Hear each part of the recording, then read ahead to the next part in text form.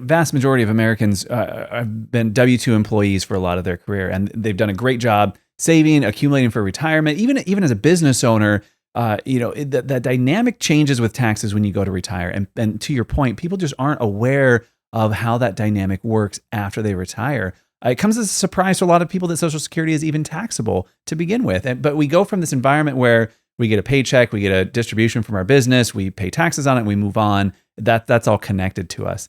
But then suddenly we start realizing, to your point, that some of these other things that we've always thought of as this powerful tool for retirement, and they are, like your 401k, your IRA, things like that, we still have to understand that the IRS is only so patient. And when you retire, their patience suddenly runs out and they say, wait, I want my piece of that. And it catches a lot of people off guard. Yeah, it really does. And in a lot of cases, like let's say for an example that somebody took money out of an IRA in retirement. They didn't realize it was going to cause more of their Social Security to become taxable. They didn't realize it was going to cause some of those extra dividends to become taxable. You took it out, you can't get it back in, right? It's an irreversible financial mistake. So I see people virtually, I'll not say everybody, but the vast majority of the people that aren't coordinating with a CPA and a CFP collectively are most likely overpaying their taxes. And they're not overpaying their taxes because the tax return was done improperly. They're overpaying their taxes because they've missed opportunities that they didn't even know existed. Yeah, one of the biggest things I work both with taxpayers and financial advisors on is trying to break this idea that tax time is April, right? That might be when the tax filing deadline is, but we should be talking about taxes year round. And that reinforces what you're talking about the power of collaborating between financial advisors and tax preparers, is that as we have that conversation year round, now we can start making better decisions about where we take money from, about when we recognize income.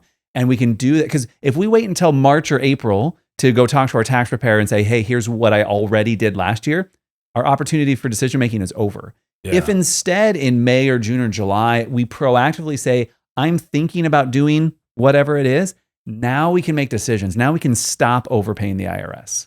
Yeah. What do you call that? Don't tip the IRS? Yeah, there's no patriotic awards for paying the IRS. Tip your server, not the IRS. Yeah. Those are the ways we like to say that. Yeah. And so let's talk about some of the ways that you can really help by being that tax professional working alongside the financial advisor. We're painting some pretty broad brushstrokes about, hey, yeah, it can make a difference. But I think if I'm looking at a client situation and that client is going to retire this year, they're 62 years old, and one of the decisions that they have to make is, when should I claim my Social Security? A lot of people think that Social Security claiming is synonymous with the date that you retire, especially if you're of that age where you can start claiming it. I think the Social Security claiming decision is twofold. Number one, it's a tax decision because it's a huge tax planning decision because it can mess up the ability to do some creative tax planning. And it's a decision that's going to impact not just the married couple, but the surviving spouse as well. So let's talk a little bit about how you would look at when somebody should claim their Social Security. Yeah, it's a great question. And again, highlights the power of collaborating between the two professionals.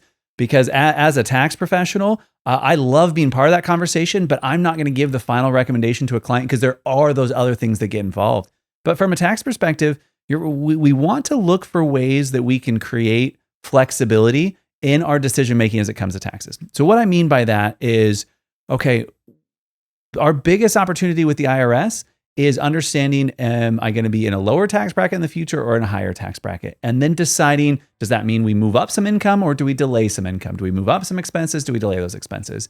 And so by looking strategically at when to claim Social Security, we could potentially create a few years for ourselves between retirement and claiming Social Security, where now our income is suddenly lower than it's ever been when we were working and lower than it's going to be when we claim Social Security or when we start taking required minimum distributions. And now we've created this window where we can recognize capital gains at 0% tax. Now we've created an opportunity where we can get money out of an IRA in the 10 or 12% bracket instead of the 22 or 24 or higher percent brackets. And you can do that and do a Roth conversion. Yeah. Yeah. And so we're creating this flexibility where we have some years where yes, we're putting off when we might claim Social Security, which is going to impact how much we get. And if we can delay that, we're going to get more. But more importantly, we're creating some years of flexibility. And that might make sense for some people and it might not for others, but we should certainly go through the evaluation. Yeah. And just going back to the fact that pretty much any financial decision you make is going to have an impact on your tax return. It's going to show up there at some point in time, right? Yeah.